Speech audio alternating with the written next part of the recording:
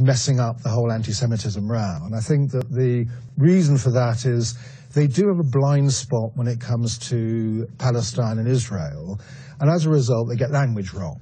So the latest thing that has happened is that they've been invited to take the international definition of anti-Semitism and make it part of their code.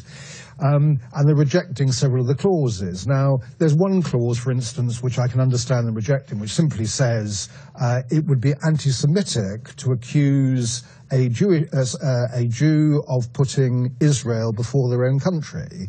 I can see circumstances in which that would be a plain fact, and I can't see why that would be anti-Semitic.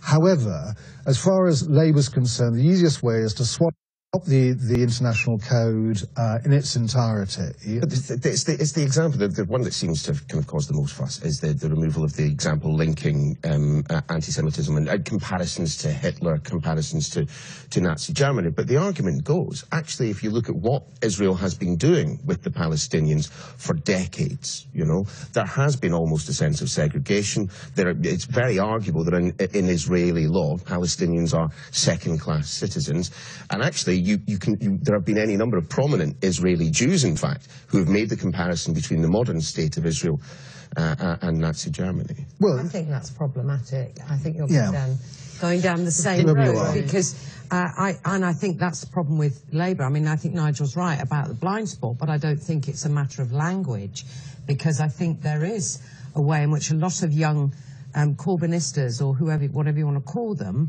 do conflate anti-Zionism and anti-Semitism, and are specifically singling out Israel as uniquely evil in the world. There isn't the demonstrations over what's happening in Yemen or in Syria or anywhere else. Israel is absolutely fingered as the source of original sin, and I think that's highly problematic and means that you get all sorts of caricatured portrayals of Israel, like the one that Corbyn claims he didn't, like that cartoon where he claimed he didn't spot that it was a hook nose and a, you know, that kind of meme.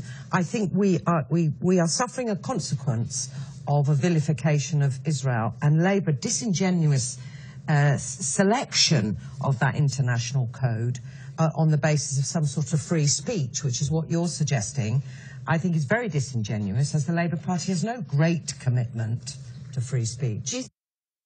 Lines in full, because I know that they're voting on it. To be fair, Labour says that they have, in fact, in a number of areas, have expanded on the era. They have, but they've actually left they've left three clauses out. So, and do you think they will be forced to just accept? I do. Eventually, the easiest way around this row is to swallow the fact that you may not quite like these clauses, because everyone else is, right? Yeah.